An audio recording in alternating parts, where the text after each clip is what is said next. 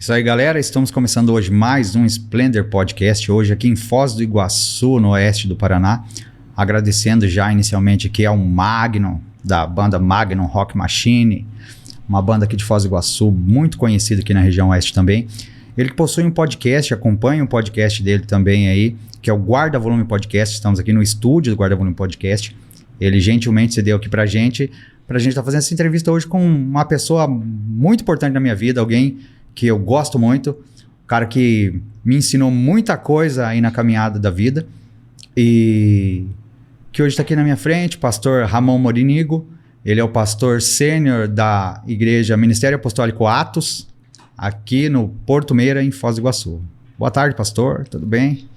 Muito boa tarde, Douglas. Cara, que prazer estar aqui, hein? E também juntamente com você, melhor ainda, né? Sempre uma história aí, essa aqui faz parte de mais uma página da nossa história e eu fico feliz, cara, muito feliz mesmo de poder estar aqui aí nessa oportunidade. Isso aí, eu fico feliz porque tem uma coisa que eu aprendi contigo, que você falou para mim um dia assim, não existe como contar a história do Ministério Atos sem falar do Douglas, né? Então, eu digo a mesma coisa, não existe como contar a história da vida do Douglas antes do Ministério Atos, antes de tudo, sem falar do Ramon, né? Antes de ser o pastor Ramon, sempre foi meu amigo Ramon, né? Meu amigo. E é uma alegria imensa estar contigo aqui, porque você é um cara que tem muitos ensinamentos. Não só eu posso dizer isso, mas toda a minha família, todas as pessoas que te cercam ali conhecem, sabem como você é. Por isso eu decidi, quando eu vim para cá, te entrevistar, falar contigo um pouco para que uma outra galera que acompanha o podcast lá, o Splendor Podcast, em Curitiba, em toda a região, também viesse te conhecer, viesse a saber quem você é, saber dos testemunhos da sua vida. E eu gostaria de começar assim, então te perguntando, cara, tipo, como que você começou, cara? Como que foi o seu processo de conversão? Porque eu sei que você não veio de uma igreja, você não veio de uma família que já servia a Deus em nada disso, mas como que foi seu processo lá no início? Antes do pastor Ramon, como que o Ramon começou a esse caminhar com Cristo aí? Bom, vamos lá, tentando assim de uma forma resumida, né? Começando aí por aquilo que você falou no início, eu acredito que todo ser humano, literalmente ele vem por uma razão. Eu não acredito em acaso. Eu sempre digo às pessoas que eu só aceito o acaso se esse for um dos nomes de Deus, né? Então, se Deus tem um nome acaso, eu aceito acaso. Então, quando você disse, né, da gente fazer parte da história do outro e de outras pessoas, e assim como outras pessoas fazem parte da nossa história, e realmente se resume nisso, né? Ninguém é independente, né? Eu não acredito muito nessa história de eu não dependo de ninguém, até porque para eu dizer isso eu preciso de alguém para não depender, né? Então, é uma contradição de argumentos aí, mas assim, eu fico muito feliz, né, cara, de poder, assim, ouvir isso, né? Não só de você, mas eu poder falar também de outras pessoas, né? Porque ninguém chega onde está sozinho, né? Você precisa sempre de alguém, isso é muito importante, porque essa é a vontade de Deus, né, para nós, que nós sejamos bênção para a vida um do outro e que realmente a gente possa, se não atrapalhar, pelo menos ajudar as pessoas, né, a sempre melhorarem, e claro, para isso a gente precisa melhorar antes. Bom, vamos lá. O meu processo de conversão, e aí eu gosto até de fazer uma correção, né, de dizer o seguinte, que a gente costuma dizer na linguagem igrejeira, né, eu aceitei Jesus tal dia, né? Na verdade, eu costumo dizer que Jesus me aceitou no dia 17 de agosto de 1996. Eu tinha na época 16 anos e foi um processo muito interessante o processo da minha conversão, porque eu fazia parte de um outro círculo de fé que era totalmente antagônico, né, ao evangelho, ao protestantismo, né, essa coisa toda. E quando eu tinha 16 anos, né, comecei a visitar uma igreja, né, que é a Igreja Missão de Jesus aqui em Foz do Iguaçu, né? Então, como você disse, a gente não pode deixar de mencionar a história da história que fez parte da nossa. Então, claro. O Ministério Missão de Jesus, né, no ano de 1996, em agosto, foi quando eu comecei a frequentar a igreja. E foi um processo muito legal, porque no começo, né, dessa história, naturalmente, né, por essa falta de compreensão mútua entre questão de fé, de segmento, de denominação, eu era de uma família assim, bastante católica, né? Nossa origem é toda paraguaia, então tem toda uma criterização ali. E no começo, assim, não foi muito fácil, não, né? Não houve muita compreensão por parte da minha família, né? Literalmente, assim, eu saí de um segmento de espiritismo para ingressar no espiritismo, com uma mistura um pouquinho de catolicismo ali, e acabei aí, em 96, passando aí a ser aceito pelo Senhor Jesus, né? E aí essa história começa desse jeito. E como eu disse, tive um pouquinho de resistência, né? Aquela coisa, falta de compreensão, mas no processo, na caminhada, graças a Deus isso foi melhorando, foi mudando, até por uma questão mesmo eu acho que mesmo de testemunhos, né? Eu acho que isso, abrindo só um parênteses aqui pequenininho, Claro. Eu acredito que hoje esse é um dos pontos assim mais complicados da fé cristã no momento, é a questão do testemunho. Seria um modo de vida, a forma como Cristo realmente transforma, né? De como o evangelho ou a palavra mesmo adentra, transforma a vida da pessoa, e isso por si só acaba se tornando uma mensagem silenciosa, mas muito poderosa, né? Nós já ouvimos muitas vezes aquela frase que diz o seguinte, né? Se for preciso pregue, mas pregue muito, né? E se for preciso use palavras. Eu acredito que no meu caso, isso aconteceu muito, e é claro que isso não anula o evangelho de forma nenhuma, porque se eu disser, não, eu não preciso pregar a Bíblia, mas é só o meu testemunho, aí eu estou anulando a Bíblia, e se trata de Ramon, né, para salvar o Douglas ou para salvar a minha família. Então, isso é um ponto importante, quem sabe depois a gente volta nisso. Porém, fechando esse parênteses, então, através dessa transformação, da mudança, que é a leitura da palavra, eu acho que isso é um ponto absurdamente tremendo na vida cristã, a palavra, a Bíblia, né? Hoje nós não temos mais o hábito da leitura, do contato com a Bíblia, do estar apaixonado pela palavra, né? Hoje nós temos tanto tempo para tantas coisas, mas parece que a Bíblia não se encaixa mais nesse perfil de padrão, de cronologia da vida cristã. Não estou falando de pessoas de fora, estou falando da vida cristã. Então, eu acho que... Acho não. A convicção que eu tenho é que o que me manteve firme no início, apesar de toda a contradição e a falta de compreensão toda aquela negativa da família, né? Da não aceitação, tudo isso foi suplantado, e eu digo que Cristo conquistou a minha família, porque hoje literalmente toda a minha família conhece o evangelho, grande parte da minha família congrega comigo no ministério que nós estamos hoje, né? O Ministério Apostólico Atos. Então eu digo assim, que o que influenciou muito no processo da minha conversão e da conversão da minha família, por consequência, foi a palavra de Deus, que eu procurei ler, e ler muito, aprender muito, buscar muito. Eu sou uma pessoa curiosa por definição, então eu sempre digo que eu não gosto de engolir nada que eu não possa mastigar, entender o que é que eu estou colocando para dentro de mim, né? Então eu acredito que essa foi uma questão marcante da minha conversão.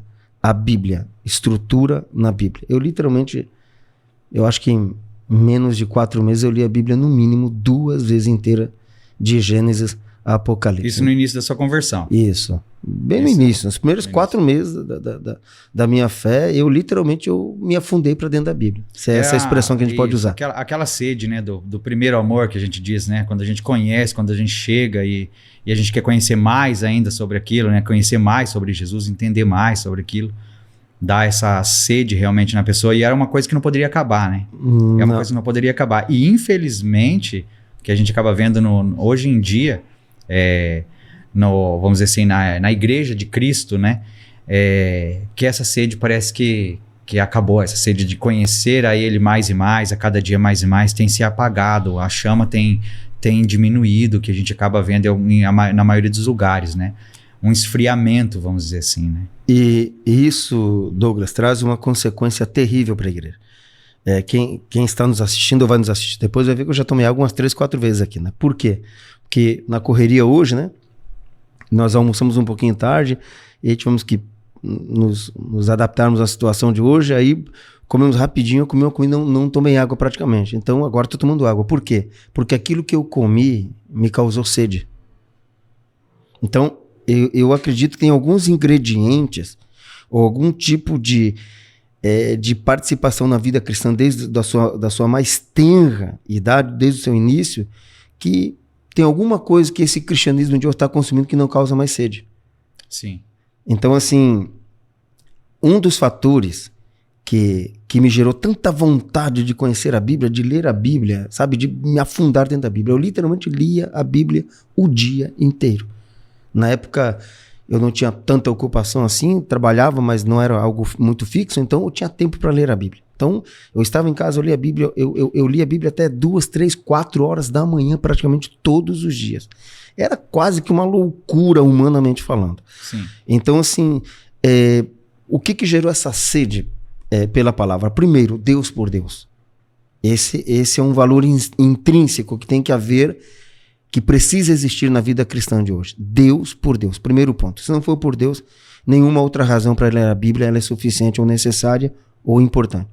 E depois disso, eu acredito que outros ingredientes me patrocinaram a ter tanta vontade de ler a Bíblia. Primeiro, porque eu precisava fazer a minha família e os meus amigos entenderem de o porquê eu havia tomado essa decisão de seguir a Jesus agora. Mas por que seguir Jesus desse jeito?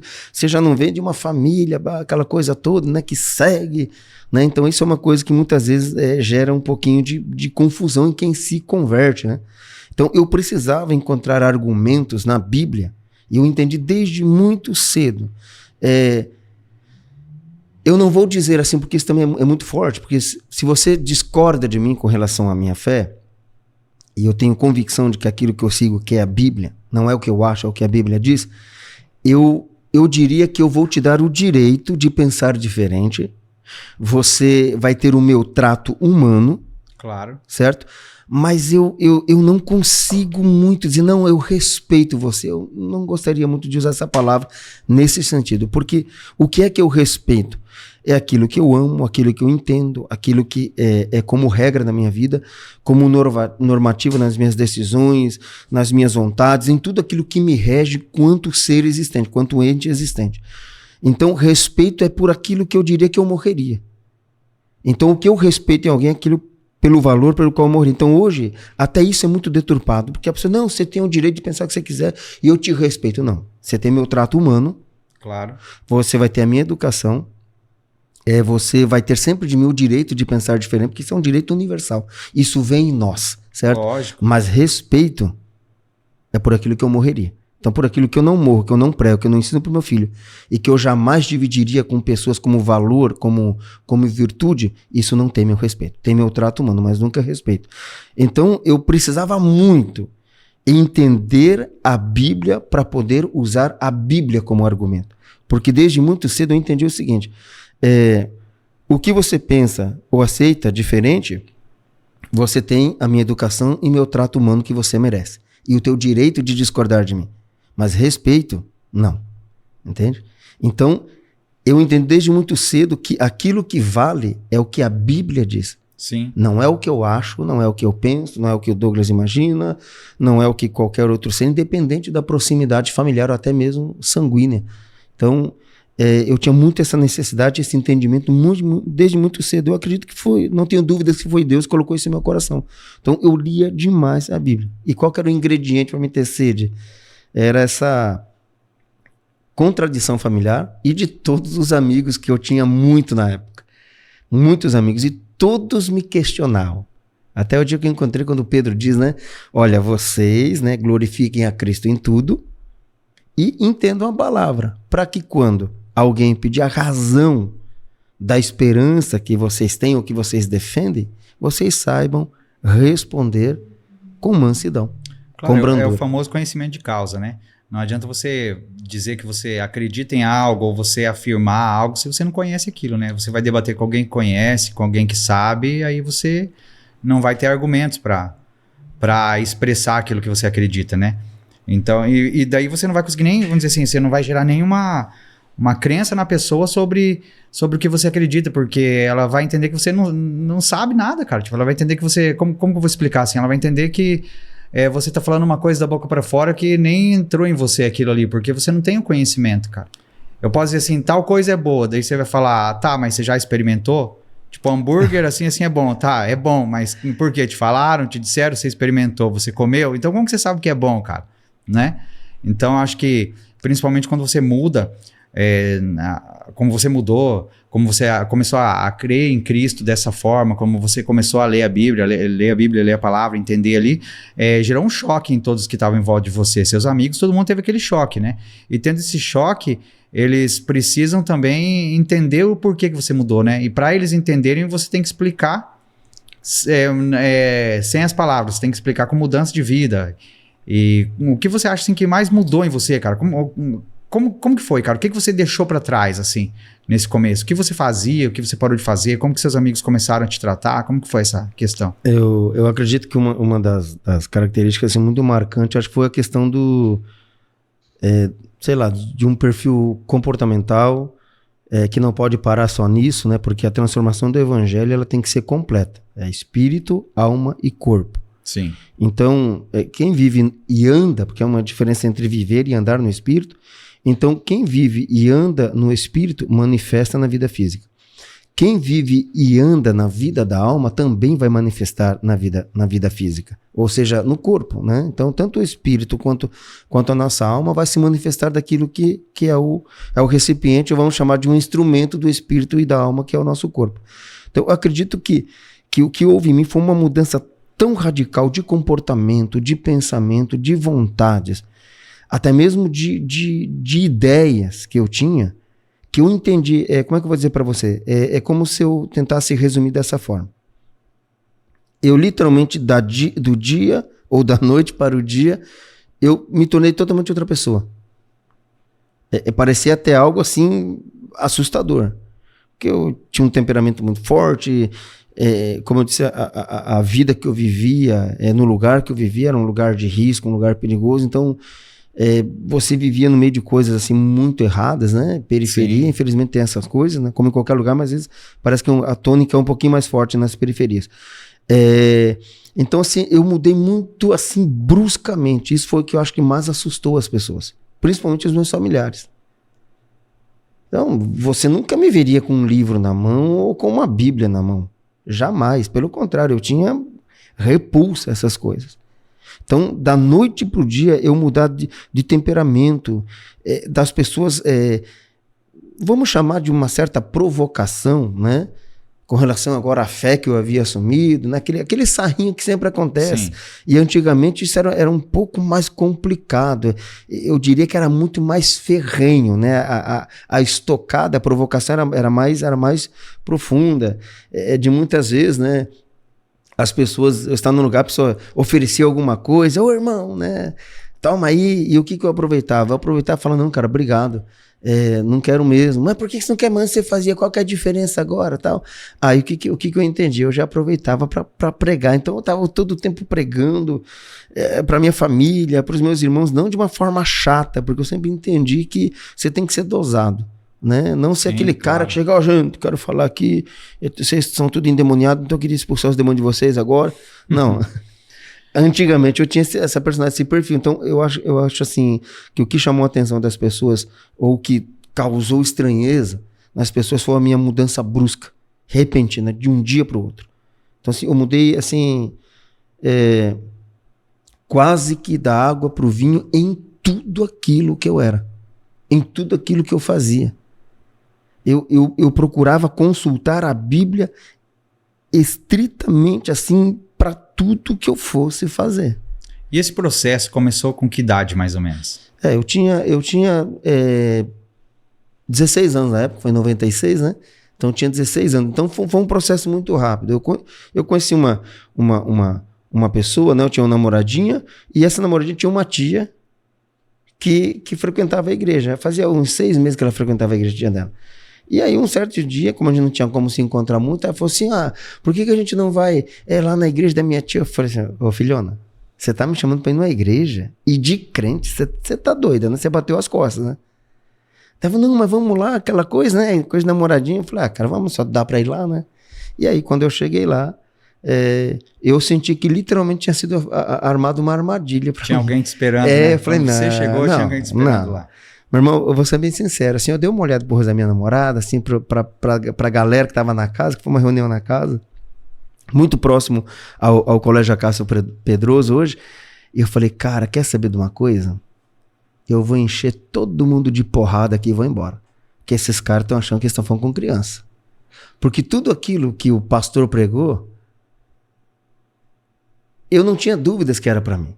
E por que eu não tinha dúvidas que era para mim? Porque eu tinha certeza que a minha namoradinha tinha aberto o jogo pra titia, e a titia contou pro pastor lá, e eles acharam que ia me ganhar, pros crentes. Falei, tá bom, pera só um pouquinho, vocês vão me ganhar mesmo. Desconfiado até o tutano, eu saí muito brabo de lá, cara. A minha vontade era de esmurrar aquele pastor. E assim, até para dar honra a quem tem honra, quem não sabe, né? Esse casal que me levou para a igreja, né? O irmão que me levou para a igreja hoje é a pastora Vera e o pastor Odair Guimarães. Eles são pastores da Cristo é Real, né? Fica bem próximo aqui. E também o pastor que eu cheguei na casa, que era um culto, depois que eu entendi que era um culto doméstico, um culto familiar, é o pastor Francisquinho. No Porto Meiro, muito conhecido como o cara da carrocinha que vendia as verdurinhas, do Brasil, né? Para Cristo, isso, né? Da Brasil para Cristo. E assim, ó, isso foi em 96 para 2008, mais ou menos aqui, acho que sei lá, uns 15 anos. Depois eu me tornei pastor desse cara. Eu pastoreei ele. Eu lembro disso. Entende? Quando nós ficamos no ministério Missão Profética, né? Nosso queridão pastor Adilson Severo, meu amigão demais, né? Pastoreamos a igreja lá por quase 3 anos, e nesse tempo eu pastoreei o cara de quem eu ouvi a primeira mensagem do evangelho. E a mensagem dele na época foi muito simples: céu ou inferno. Foi essa mensagem. Eu acredito, Douglas, que hoje também esse é um ponto importante na conversão genuína das pessoas. É que hoje está sendo pregado ou apregoado ou pulverizado sobre as pessoas um evangelho que não trata mais do cerne. Sim. Então, literalmente, a minha vontade, mano, foi de assim esmurrar literalmente aquele pastor. Literalmente. Porque eu fiquei com muita raiva dele. Porque tudo que ele falou eu sabia que era para mim, só que eu achei que era uma armação. Depois eu fui pensar que eu nunca havia aberto uma intimidade maior para... que tinham coisas lá que ninguém sabia. Foi só Deus, exatamente. Então, assim, esse também eu acredito que é um dos pontos da conversão fragilizada que as pessoas vivem hoje, é de um evangelho apresentado mais preocupado em agradar do que matar. Então, o evangelho, ele não tem a natureza de nos dar continuidade à vida que tínhamos até chegar ao evangelho. A proposta do evangelho genuíno, cristocêntrico, o evangelho da cruz é matar a sua vida. Então, não existe seguir com Cristo com a mesma vida que você tinha. Não dá. É por isso que hoje eu entendo que muitas vezes o nosso meio cristão está sofrendo tantos fenômenos assim vergonhosos por causa dessa questão de que muitas vezes as pessoas pregam com medo de perder a pessoa. Tem que primeiro ganhar o coração da pessoa para depois trazer ela para o evangelho. E aí a pessoa vem para o evangelho e continua exatamente como está. Na realidade, o evangelho é confrontamento, né? O evangelho você tem que confrontar, né? Então, assim, o que acontece na maioria dos locais hoje em dia é isso que você falou, é abraçar primeiro. Não que não tenha que ter um abraço, não que não tenha, mas que tem que gerar mudança, né? É que hoje o amor cristocêntrico, o amor bíblico, o amor de Deus, né, o amor perfeito, é confundido com conivência. É confundido com quase que uma cumplicidade. Então, se eu amo você, eu tenho que te pregar aquilo que você precisa ouvir. Se você vai gostar ou não, isso é um departamento pessoal teu. Sim. Mas a verdade tem que ser pregada, porque só a verdade, uma vez pregada, vai confrontar aquilo que tem que morrer em nós, que é o nosso próprio eu. Então, é um princípio. Jesus disse, olha, se alguém quiser me seguir, se alguém quiser ser meu discípulo, meu aprendiz, meu aluno, faça 2 coisinhas simples. Primeiro, negue-se a si mesmo, tome sua cruz todos os dias, vírgula, então me siga. Então hoje nós vemos uma inversão disso. Há uma multidão seguindo a Jesus, sem saber o que é cruz, e muito menos sem ter morrido um dia para si mesmo. Então isso vai gerar o quê? Um grupo de gente que frequenta uma determinada igreja ou denominação, sempre com o intuito de agradar o ego, o eu. Então, Sim. É mais um clube. Mais um clube, ou uma rodoviária, ou um shopping, ou uma loja que você entra para fazer uma compra. Se eu chego aqui, isso aqui fosse um estabelecimento comercial e eu quero caneca preta ou branca? Ah, não, eu gosto de branca. Mas aqui só tem caneca amarela, que é o evangelho. Ah, não quero. Então eu vou procurar um outro lugar, um outro endereço, onde atenda a minha necessidade, onde atenda aquilo que eu quero. E evangelho não é isso. Evangelho é literalmente, deixa tudo que você tem, principalmente você. Né? Jesus falou aquilo que não abandonaram tudo. Tudo que tem. Sim. Não pode ser meu discípulo. É uma afirmativa. Não pode ser meu discípulo. Então, não dá para seguir a Cristo com a minha bagagem. Eu tenho que deixar isso, a primeira bagagem sou eu mesmo. Então, eu acredito muito que hoje, uma das dificuldades que nós enfrentamos no meio cristão, mais especificamente a gente pode falar do nosso nicho, que é o meio protestante evangélico, eu acredito que é isso. Então, eu trato e lido com gente praticamente todos os dias. E os sintomas que eu sempre identifico sempre sintomas oriundos, advindos, originados no ego. Porque as pessoas não estão na igreja... negando a si mesmo. Não. Começa pelo princípio da má percepção ou do entendimento deturpado, desconfigurado do que é ir para a igreja. Hoje nós vivemos em um tempo onde as pessoas acreditam que elas vão para a igreja para receber algo. Elas precisam ser abençoadas. Para ter uma mudança de vida material, principalmente. Exatamente. É sempre temporal. E sabe, o problema também que a gente nota como a gente estava falando no começo, como daquele primeiro amor, de quando era antigamente, que a gente lia bastante a palavra, que quando a pessoa encontrava com Jesus ali, se convertia ou algo assim, a pessoa buscava tentar entender e tudo mais. Hoje em dia esfriou isso por quê? Porque você tem um menu, você tem um cardápio de igrejas que você pode escolher o que você quer. Ah, eu tô com um problema físico, eu tô com um problema de saúde, então eu vou numa igreja que trabalha especificamente com isso. É uma igreja que você vai lá para ser curado. E aí, após você ser curado, você pode dar tchauzinho, sair e continuar vivendo sua vida. Se eu ficar doente, eu vou de novo. A igreja hospital, né? Aí tem a igreja que vai te abençoar financeiramente. Vai ter a igreja que vai tratar com você como vai te dar coach cura, trata, vai te dar cura física, outras cura emocional, cura mental ali para o cara mudar, para você buscar. Não que dentro do não faça ministério não faça parte do bojo do pacote, né? Lógico, não que você não possa receber ali uma orientação de alguém sobre finanças, uma orientação de alguém sobre trabalho, mas o foco tem que ser a cruz. E o que está acontecendo na maioria dessas igrejas é que o foco não é mais a cruz. Não. O foco não é mais o arrependimento. O foco não é mais o Jesus que morreu e se entregou, que o sangue dele nos purifica de todo o pecado e de todo o mal.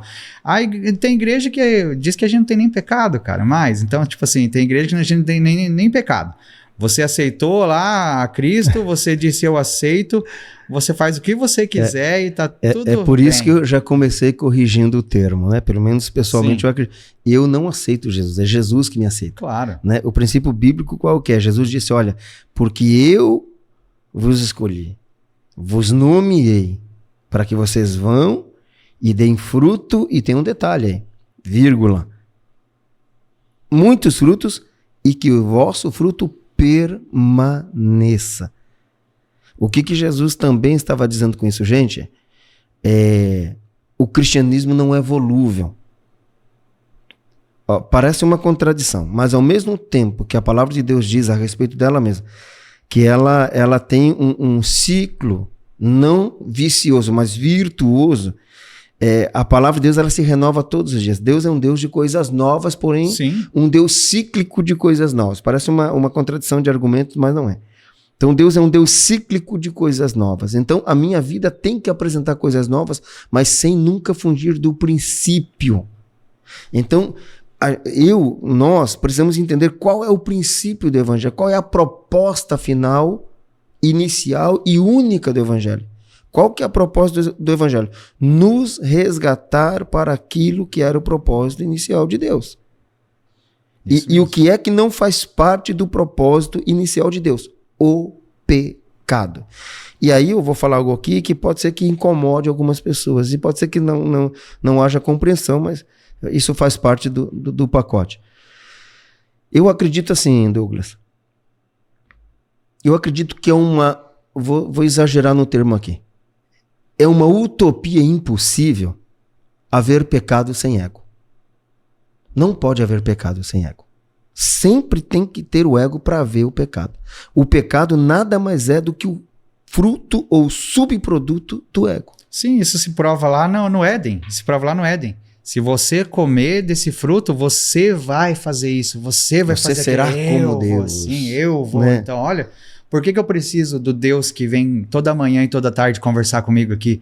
Por que eu preciso dele se eu posso ser igual a ele? Independência. O ego. Sim.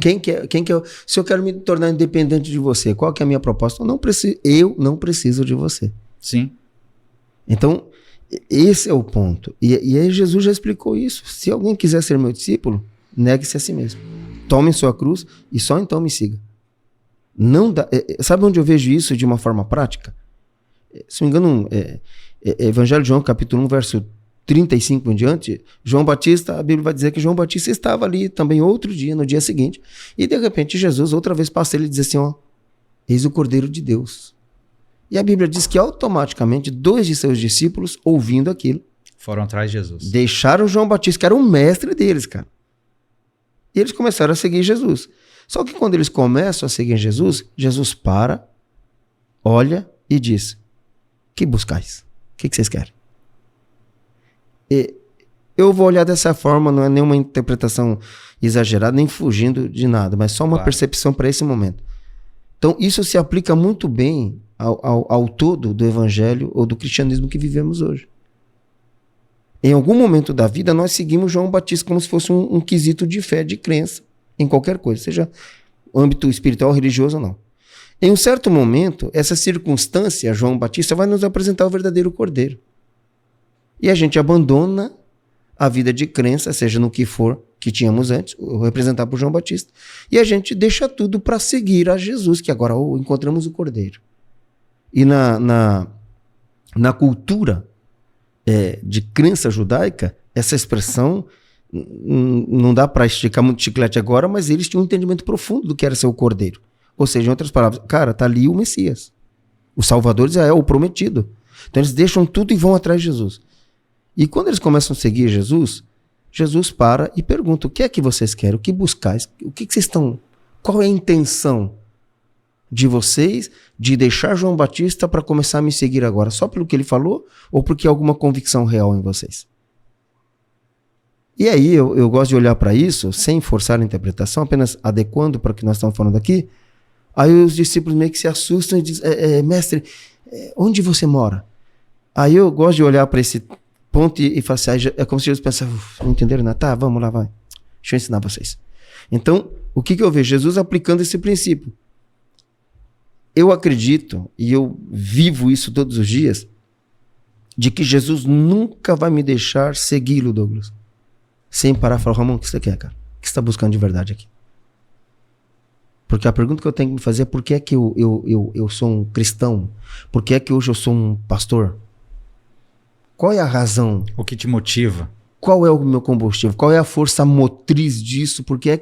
Qual é a verdadeira intenção última, como dizia Charles Finney, do que eu estou fazendo agora? Por que é que eu estou fazendo isso de fato? Se é que eu sei por que eu estou fazendo. Porque há muita coisa que a gente faz no automático. Isso que eu ia falar agora, cara. Automático. Tem muita gente no automático. Infelizmente, tem muita gente no automático que não sabe mais para onde está indo. E se para pensar, nem lembra de onde saiu. Então tá perdido. Então nós vemos um cristianismo automatizado e não um cristianismo autômato. Então é isso que Deus vem trazer para nós, liberdade, primeiramente de nós mesmos. Porque eu sempre digo que o nosso maior inimigo não é o diabo. O diabo é o maior oportunista. Ele só é nosso inimigo porque a gente carrega a imagem e semelhança de Deus. Então, sempre toda a ferramenta que ele vai usar contra nós está em nós mesmos. Sim. E quem é que vai fornecer essa ferramenta, esse armamento que ele não vai pensar 2 vezes para voltar e literalmente deflagrar em nossa cara?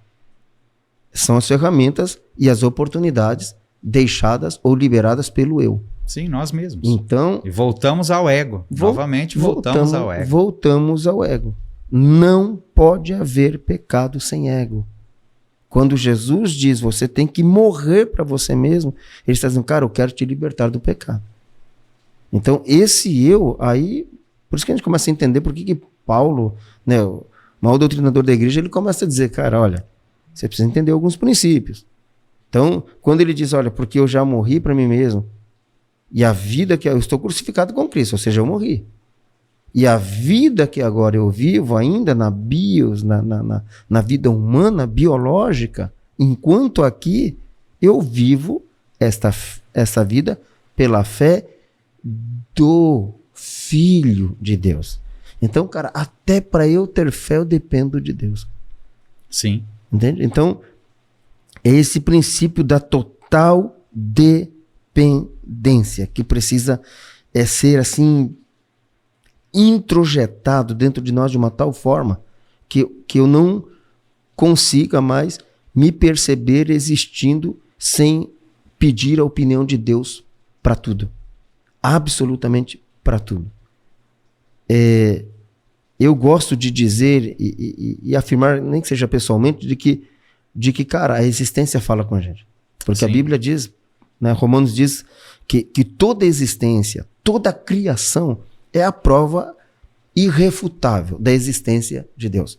Logo, Deus não faz nada por acaso. Se Deus criou a existência e criou o ser humano para ser a coroa da criação disso, então quer dizer que tudo fala com a gente. Então, em tudo nós podemos ver uma mensagem de Deus todos os dias. E não é transformar isso num deísmo. Não, jamais. Claro. Porque a criatura não é Deus. Então nós temos que entender isso muito bem. Então tem muita gente, porque né, eu acredito num copo d'água. Não, cara. Isso é uma grande ofensa a Deus, porque sempre o Criador será maior do que a criatura.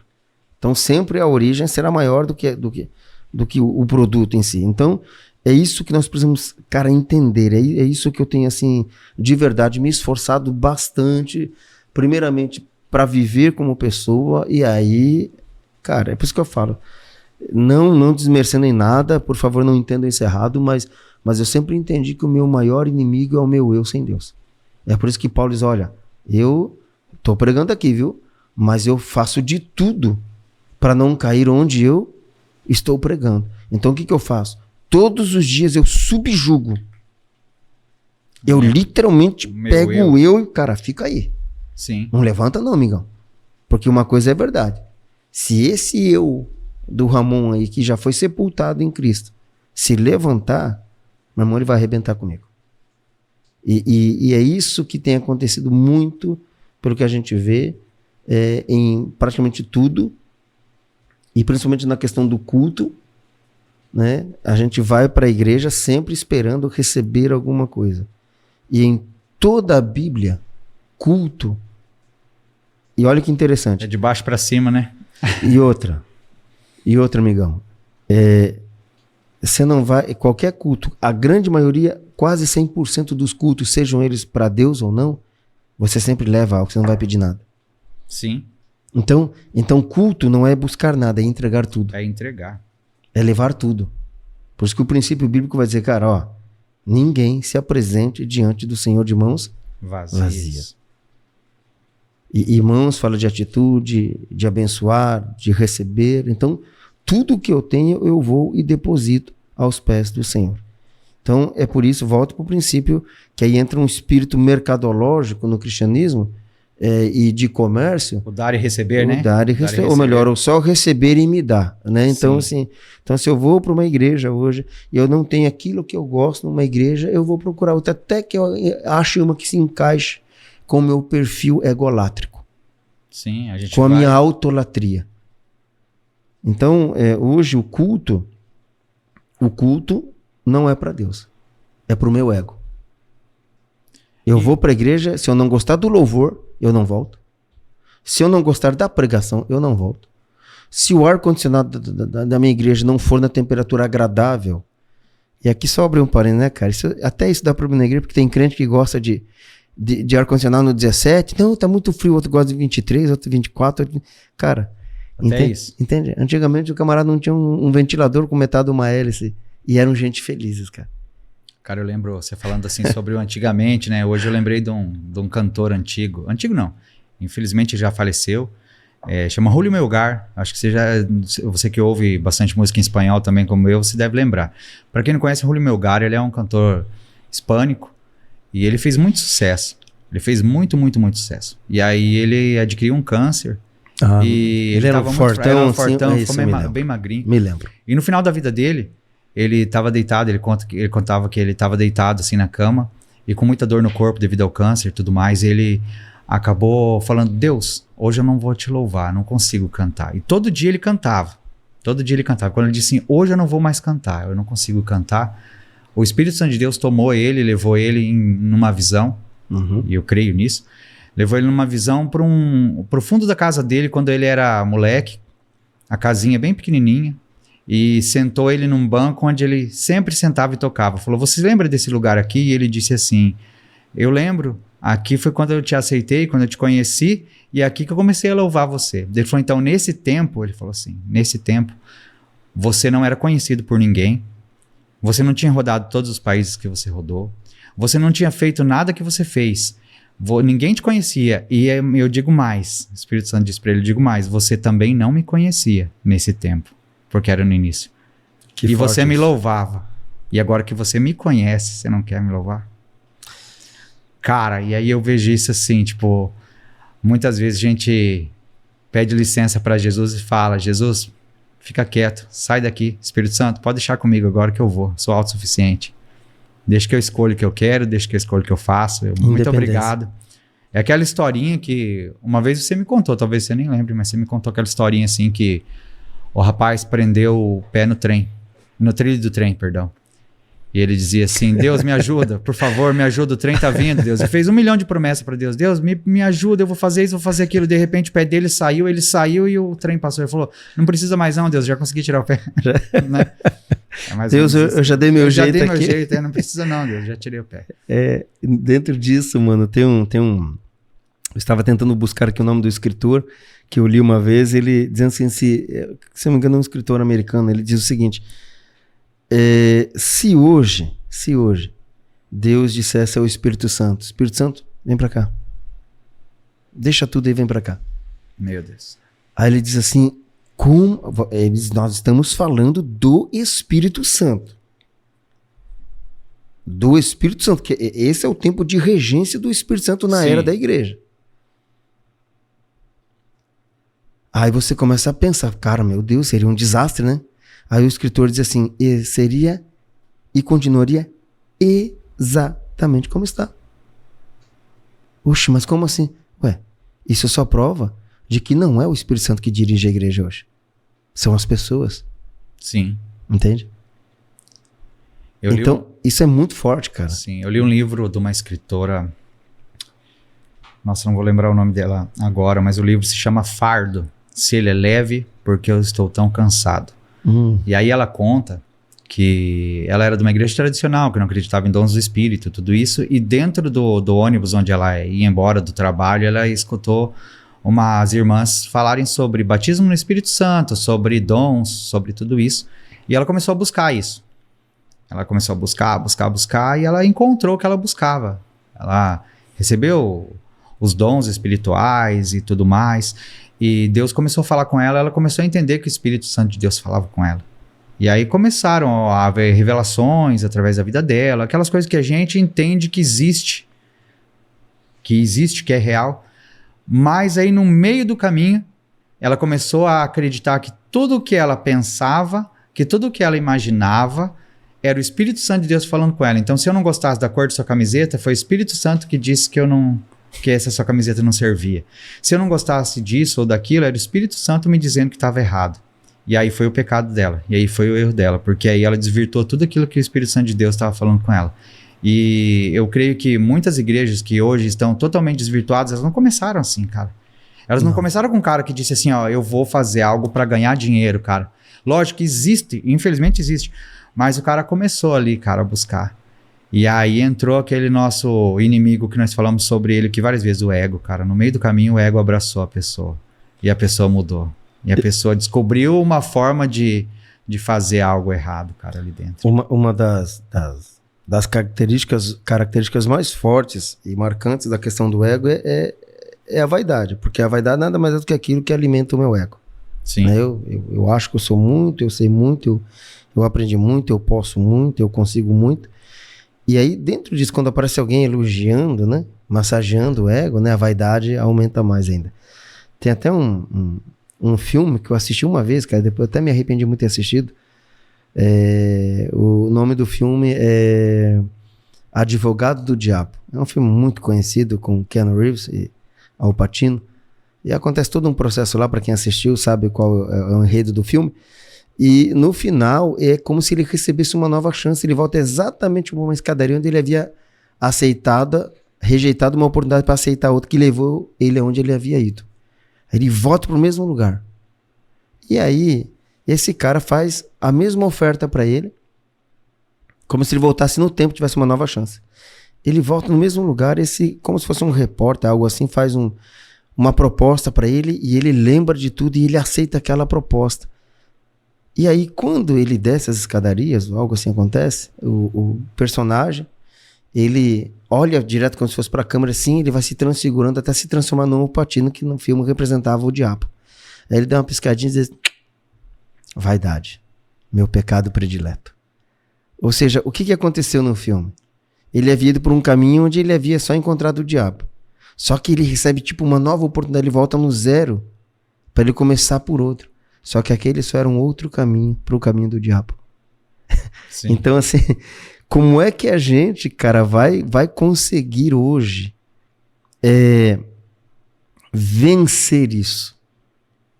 Porque nós não podemos, usando um provérbio muito popular, nós não podemos tapar o sol com a peneira. Porque existe muita gente que ou se tornou mal intencionada dentro da igreja. Sim. Então volto para o princípio daquilo que Jesus falou. Cara, que buscais? O que é que você quer, mano? O que você está buscando de fato atrás de mim? Você está buscando pão e peixe? Você está buscando fama? Você só quer ser como um daqueles discípulos que a mãe veio pedir, quando você estiver no teu reino, colocar um sentado de cada lado. Coloca uma direita e outra esquerda, né? Sim. Você pode fazer isso, pode fazer aquilo. Ou vai ser como me esqueço agora da personagem bíblica já em Atos, quando ele tenta comprar os dons do Espírito Santo. E Paulo diz, cara, você saber que você não está lidando com qualquer coisa, maldito seja você e teu dinheiro. Pedro responde, você achando que vai comprar os dons de Deus? Né, cara? Hoje tem gente que paga para pregar em alguns lugares. É isso que eu ia falar uma coisa para você. Hoje, se esse cara tivesse hoje aqui, ele comprava facinho. Ele comprava facinho. Ele ia ser procurado.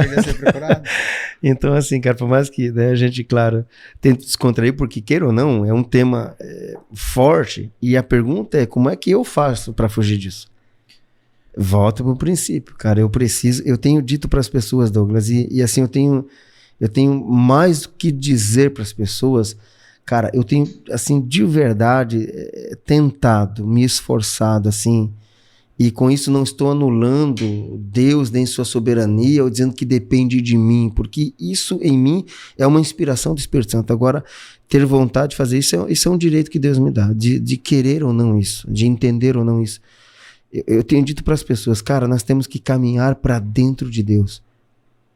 E tão fundo, mas tão fundo, tão longe para dentro de Deus, que quando a gente parar para dizer, cara, onde é que eu estou, você não consegue encontrar o caminho de volta.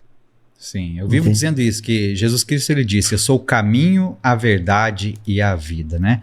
Então, quando ele fala, eu sou o caminho, a gente tem que andar nele, cara. É um processo. A gente tem que andar dentro dele, cara. A gente é uma jornada, nele. Sim, é um progresso, é um avanço. Sim. E sem todo parar, avanço fala de se mexer, cara. Você não pode ficar parado. O evangelho, ele é dinâmico. Deus, é por isso que Jesus falou, cara, meu pai trabalha até hoje.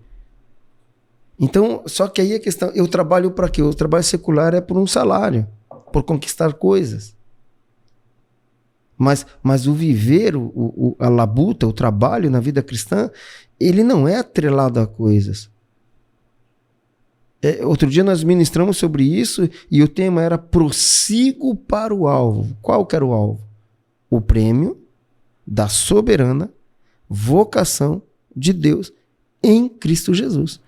Então, assim, qual que é o meu alvo, o meu objetivo quando eu vou para a igreja, quando eu prego? Será que eu vou para a igreja que eu congrego só porque eu sou o pastor da igreja? Será que eu vou para a igreja só porque eu sou um obreiro? Será que eu vou para a igreja só porque amanhã o meu pastor não precisa me ligar, mandar, ô filhão, e aí, como é que tá? Tudo bem? Não te vi no culto ontem. Por que eu vou para a igreja? Por que eu sou cristão? Porque quando eu estou na frente de outras pessoas, eu procuro me comportar e me conduzir de acordo com aquilo que é a cartilha evangélica. É isso que eu preciso me perguntar. E aí o que acontece, mano? Por que eu vejo hoje um meio evangélico, vamos tocar no nosso nicho, e isso se adequa, se encaixa, infelizmente, ao maior fenômeno que acometeu nossos dias, que é a depressão. Hoje você vê muita gente em depressão. O que é depressão? É o ânimo deprimido. Sim. É alguém que não consegue mais estar em alta nos seus sentimentos, ele perdeu foco, ele perdeu vontade, ele perdeu projetos, ele perdeu sonhos, até mesmo as pessoas que eram o motivo do seu levantar, do seu correr, do seu lutar, isso tudo perde a graça, então ela deprime e ela passa de um estado de estar deprimido para um estado de depressão e cara, nós nunca vimos uma outra época da história onde tantos pastores, né? Eu estou dizendo pastor porque esse é o nosso nicho, vamos dizer. É o nicho e é o personagem que a gente gradua mais. Claro, é aquele que está em evidência dentro da igreja. E né? biblicamente não está errado isso. Por quê? Porque a Bíblia diz que o pastor tem que ser meu exemplo. Esse é meu exemplo, tem que estar na minha frente. Claro. Ele tem que estar acima de mim, não em sentido de ser maior do que eu, mas em comportamento, em escolha, em conduta, em tudo. Então o pastor é o exemplo do rebanho. Então quando você vive uma época em que você vê pastores que deveriam ser seu exemplo cometendo suicídio, cara, por depressão, isso é muito forte. Então alguma coisa está errada nisso. Alguma coisa precisa mudar ou a gênese da coisa está comprometida de alguma forma. E aí só tem uma saída. Não é a Bíblia que está errada, não é a Bíblia que está comprometida, não é o Evangelho que está comprometido, não é a mensagem do Evangelho que está comprometida, mas é a nossa interpretação, é o nosso entendimento. E aí é que está nada contra a teologia, até porque eu amo estudar, aprender, e eu sempre, cara, se tem uma coisa que eu faço na minha vida é motivar as pessoas a estudarem, a serem autodidatas. Então eu sempre, cara, não aceite rótulos. Aprenda por você mesmo. Isso não é arrogância, não é prepotência. Como eu disse no começo, nós dependemos sempre de alguém. Claro. Para você ler um livro, alguém tem que ter escrito esse livro. Pra você aprender a ler, alguém te ensinou, então você sempre depende de alguém. Mas eu falo no sentido de você ir buscar, de você ter sede, de você buscar várias fontes. Ah, o Douglas é o cara da xícara branca, então vem pra cá, porque nós somos da xícara preta, mano. Cara, eu não consigo ver Jesus ensinando isso. Uma das únicas vezes que a gente encontra dentro do Evangelho, alguém dizendo, né? E aí a gente encontra um discípulo e fala assim, ô mestre, o negócio é o seguinte, tem um cara lá da xícara branca lá, falando assim, o cara não anda com a gente, não come com a gente, não faz nada com a gente. Que negócio é esse? Eu mandei ele calar a boca. Falei, cara, que moral que você tem pra falar de um cara com quem você não anda? O que Jesus respondeu? Ô, Pedrito, por favor, né? Pedro, é o seguinte, manão. Quem não é contra nós... É por nós. É por nós. Cara, se o cara tá pregando o evangelho, amigão, deixa o cara pregar o evangelho. Sim. Se ele não é do teu nicho teológico, se ele não é do teu nicho denominacional, mas o cara não tá falando fora daquilo que eu ensinei, amigão, deixa o cara. Em outro momento, Paulo vai falar o seguinte, amigão, que o evangelho seja pregado, seja por contenda, por inveja, por ganância, é importante que o evangelho seja pregado. Depois as motivações serão colocadas diante de Deus e cada um, como disse Romanos, dará conta de si mesmo. Romanos 14, 12. 12, cara, um dos Romanos versículos 14, 12. que eu... É quando tá cuidando de citar versículo aqui, mas... Entende? Então, assim, cara, é isso que eu tenho tentado levar as pessoas. Cara, viva o evangelho na sua simplicidade. Mas para isso você precisa do evangelho. Eu costumo dizer e brincar com isso, né? Que hoje nós temos os teólogos. Sim. E temos os teologentos, né? Que é o teólogo nojento, que é o cara que ele só tá ali para arrumar briga teológica. É o cara que, em vez de pegar um um programa, uma oportunidade de mídia que ele tem para fomentar crescimento, instigar a pessoa a ir mais para Deus, não. Ele vai postar ele vídeos veio para dividir, reprovando, isso, criticando, atacando, entende? Trazendo divisão. E, cara, vou te falar uma coisa. Às vezes a pessoa fala para mim assim, Ramon, você viu tal coisa? Eu falo, cara, não vi, porque eu não tenho tempo para perder com isso aqui. isso mesmo. Entende? Eu não tenho tempo para perder com isso aqui. Então, hoje, nós vemos uma geração muito rasa, por quê? Porque falta a questão da essência, a Bíblia pela Bíblia. Quando eu lembro lá da Bíblia dizendo que a seara é grande, os ceifeiros são poucos, aqueles que colocam a mão no arado não pode olhar para trás, eu fico imaginando o arado, né, cara? A pessoa empurrando o arado ali assim, e se ela olha para o lado, o que tá do lado dela já vai embora. E aquilo que foi destinado para ela, ao carreirinho ali que foi destinado para ela fazer, vai ficar atrasado, vai demorar, não vai ser feito. Né? Quem já trabalhou na roça, quem já conhece um pouco de roça, sabe como que é, né? A gente colhia algodão quando era criança, então assim, você pegava só uma carreirinha de algodão aqui, outra aqui assim, e você ia naquele meio ali, ia colhendo, e o outro cara ia do lado, todo mundo ia do lado, e ninguém olhava para ninguém, porque não dava tempo, cara, não dava tempo, você caminhava e fazia, né? E aí eu fico vendo nessa parte da Bíblia dizendo isso, e tem muito cara que parou, cara, que Deus deu para ele um chamado, Deus chamou ele para uma coisa e ele parou para olhar o trabalho do outro, cara. Ele parou para olhar o arado do outro para botar a crítica no que o cara tá fazendo. Vamos lá. Sabe? Eu não tenho um programa de podcast, certo? Sim. Não tem. Você tem. Sim. Pô, cara, eu já sou pastor, não tenho um programa de podcast. Como é que Deus que não é pastor tem programa de podcast? Sim. Deus botou você na tua trilha de algodãozinho pra você catar teus algodão, que você vai dar conta da tua bolsa de algodão, não da minha. Sim. E vice-versa. Agora, vamos lá. Se eu parei pra ver você fazendo podcast, o que também quero fazer. Deus não me mandou fazer. Vamos lá.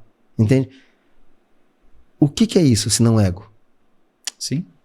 Eu estou me comparando a você e eu me sinto perdendo pra você. E o que Jesus diz com relação a isso? O que a Bíblia ensina com relação a isso? Gente, considerem-se uns menores do que os outros. Cada um tem o seu...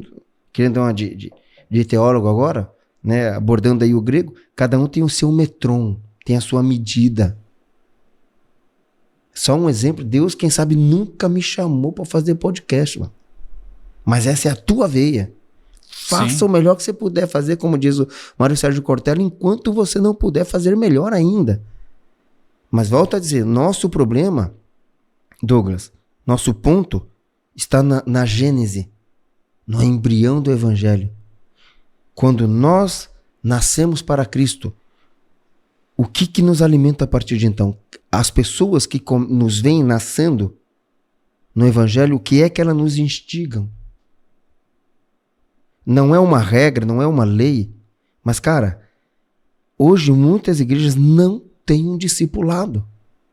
E quando eu falo discipulado, não é só um preparatório para alguém se batizar, aprender a dar dízimo, porque geralmente é isso ensinando no discipulado. Você tem que batizar para ser membro, para tomar ceinha, para aprender a dar dízimozinho. Sim. Entende? Cara, isso não é discipulado. Discipulado é a vida inteira. Porque o termo discípulo significa aprendiz, aluno. Se você pega o termo discípulo e joga ele para o grego, o termo é metates, matemática. É de onde vem o termo matemática, que significa aluno, aprendiz. E aí eu pergunto, quem é que sabe tudo? Ninguém. Então você vai aprender quando? Somos eternos aprendizes, cara. Eternos discípulos. Sim. É por isso que ele falou, se alguém quiser ser meu discípulo, ele fala num tempo presente contínuo, ou seja, enquanto você viver, você é discípulo, você está aprendendo. E discípulo não é para disputar um com o outro. É por isso que a Bíblia diz, olhem firmemente. Porque, cara, quando que eu preciso olhar firme para alguma coisa? Quando existem circunstâncias que vão me demover da minha firmeza. Claro, quando eu preciso focar, né? Quando eu só vou ter firmeza naquilo que tem a condição de ser demovido. Então, volto para o princípio. Assim, é simples, mas não é fácil. Então, hoje o que eu vejo como principal correção, ou melhor, como principal ponto para nós termos um cristianismo forte, cristocêntrico, bibliocêntrico, cara, é voltar para a Gênese. Eu preciso voltar e olhar para falar, cara, qual é a estrutura da qual eu sou formado? É Bíblia? Amém. Se não for, eu preciso voltar para o princípio da Bíblia. Até porque tudo vai convergir para as Escrituras. Sempre. Então, naturalmente, esse podcast aqui serão feitos cortes depois. Claro. Né? E o que acontece? Estamos aqui praticamente aí há 1 hora falando, né? Então, cara, aí nós pegamos 2, 3 pedacinhos de 10, 15 segundos e não vemos a 1 hora, 1 hora e meia de conversa. Então, hoje o que forma pessoas, caráter, personalidade e caráter cristão é o todo da Bíblia, é o conjunto da Bíblia e a Bíblia pela Bíblia. Porque ou é pela palavra ou não tem validade. É aquilo que eu falei, vai ter o meu trato humano, vai ter a minha consideração e o direito de pensar diferente, mas nunca meu respeito, porque aquilo que não é Bíblia não tem meu respeito, não importa quem seja. Entende? Então é essa convicção que eu preciso ter. Porque alguém pode dizer, pô, né, naturalmente alguém pode depois discordar disso, volta a dizer, você tem o direito de discordar. Agora, se o teu conceito, a tua percepção, a tua cosmovisão, a tua visão de mundo não estiver aprovado e adequado à Bíblia, qualquer pessoa, pode ser minha esposa, meu filho, a minha mãezinha querida, vai ter o meu trato humano, vai ter sempre de mim o direito de discordar de mim, que isso é um direito universal, entende? Inerente ao ser humano, ele tem o poder e o direito de discordar de quem ele quiser, inclusive dele mesmo, entende? E argumentar o que quiser. Mas, amigão, mas não tem meu respeito. Porque, volto a dizer, respeito intrínseco é aquilo pelo qual eu morreria. E por aquilo que eu não morro, por aquilo que eu não prego, por aquilo que eu não ensino, por aquilo que eu não defendo, por aquilo que eu não vivo, eu não tenho respeito. Pode discordar, você tem o direito de discordar. Então, hoje nós estamos vendo o seguinte, não pode discordar, porque aí é falta de respeito, em nome do amor, em nome sabe, do politicamente correto, tem que viver, sabe, não, o que a Bíblia fala? No que estiver em vocês, tenham paz com todos. Então não depende só de mim, no que eu puder, amém, vai ter meu trato humano, não vou matar ninguém, nem quero morrer, porque pelo que eu acredito no sentido de, você acredita em Deus, então eu vou te matar. Claro, eu quero viver. Entende? Mas se for o caso, não penso 2 vezes. Mas nesse sentido que eu estou dizendo, hoje nós precisamos voltar para a raiz. E hoje as palavras elas são muito deturpadas, cara. Por quê? Porque as pessoas são formadas por miscelâneas. Hoje o conceito, a convicção das pessoas, se é que elas sabem o que é convicção, é formado por miscelâneas. É formado por cortes que depois serão feitos. Sim. Entende? A maior prova disso é que hoje, cara, as pessoas não querem ter tempo para entender, para aprender, para buscar, porque isso demanda escolha, decisão, tempo, né? Hoje ninguém suporta ouvir um áudio de 3 minutos. Sim, já joga lá rapidinho ou nem escuta. Tem gente que tá bravo porque não inventaram a velocidade de 15 aqui ainda, né? Só tem até assim. Então, por aí, cara, isso é pra vida. E sabe qual que é o problema de viver assim nos cortes, como você diz? É que aí eu pego vários cortes, olho sobre vários cortes, vários ângulos, e eu escolho só o que é melhor pra mim. Assim. Então eu pego esse aqui, esse daqui não é pra mim, esse daqui é pro Ramon. E aí esse é pra outro, esse é pra outro. Eu só escolho o que eu quero, faço um mundo pra mim, né? De cortes, pego Deus, corto ele também, coloco ele dentro do meu bolso. Exato. E digo, fica quietinho aí, Deus, dentro do meu bolso, que a hora que eu precisar, eu te chamo. Né? Assim como nesse podcast que vai ter pessoas que vão concordar com o que nós estamos falando em algum momento, e em outro momento fala, não concordo com isso aí. Então, aquele que não concorda, ele só descarta e joga fora. Sim.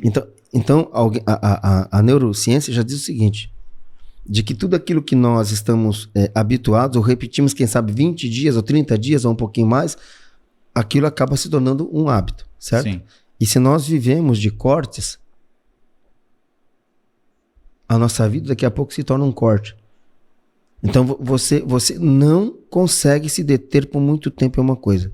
É por isso que hoje nós vivemos em todos os sentidos, não só no sentido religioso, mas em qualquer coisa. Não, cara, relacionamento, casamento, tudo isso, cara. O pessoal casa, 1 ano se separa, depois casa de novo, tá aí, todo mundo. Você vê uma sociedade de miscelâneas, de cortes.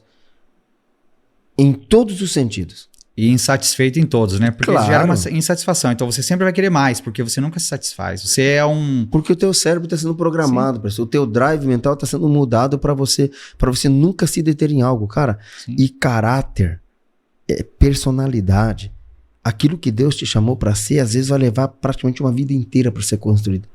Deus não chamou Moisés com 15 anos, com 10 anos. O cara tinha 80 anos quando Deus falou assim, cara, vamos lá agora? Ah, não, Deus, mas é que agora eu não posso mais, tô todo fragilizado, tô velhão, já acabou pra mim. Que legal, cara. Você entendeu que não é por você, é por mim, então bora. Eu não sei falar, tá, mas eu vou falar. Eu não tenho mais força, mas eu sou tua força. Ah, mas ninguém mais vai ouvir, mas não é você quem tem que ouvir eu.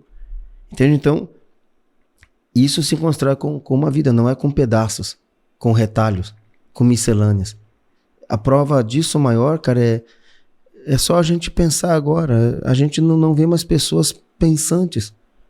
Você vê pessoas repetindo coisas que ouvem. Sim, são replicantes, né? Replicantes. Nós nos tornamos a geração dos papagaios. A gente só repete aquilo. Você não para ler um bom livro, para ler a Bíblia, para analisar, para discutir, Cara, você não vê debates. Você não vê mais... Até porque as pessoas acham que debate é briga, né? Sim. Debate, embate, confronto são coisas diferentes. Então a pessoa ela não consegue nem entender a nomenclatura daquilo que ela vai fazer. E aí pega isso, translitera para cristianismo. Se a pessoa não entender o que é cristianismo, ela vai viver isso como? Se a pessoa não entender o que é pastorado, ela vai viver isso como? Se a pessoa não entender o que é ser um esposo à luz da Bíblia, ele vai viver isso como? Se ele não entender o que é ser filho à luz da Bíblia, ele vai viver isso como? Se ele não entender o que é exercer um ministério, uma função eclesiástica na igreja, como ente, como pessoa dentro da sociedade, cara, como é que ela vai ver isso? Então, cada um está vendo o seu mundinho, é aquilo que eu estava lendo em Gênesis hoje, pela manhã. Deus falou, cara, cada um está vivendo segundo o seu nariz. Sim. E isso, Douglas, é uma coisa instigada em nós todos os dias. Cara, viva a tua vida. Siga teu coração. Seja feliz. Seja feliz. Você nasceu para ser feliz. Você falou de casamento agora há pouco. Por que 99% dos casamentos acabam? Porque o que a pessoa diz depois? Ah, cara, eu não era feliz, mano. Ah, porque eu não era feliz, a pessoa não me fazia feliz. Sendo que tudo isso é uma construção, como você falou, né? Não é de um dia para o outro. Tudo é uma construção, tudo são etapas. E né? O que é que está sendo formado em nós, nessa geração? A geração corte. Sim. A gente não tem paciência com nada que dure. É todo mundo muito imediatista, todo mundo quer tudo na hora e se cansa com tudo, é insatisfeito com tudo. Então, assim, você adquiriu, você já não quer mais. Aquilo que você queria...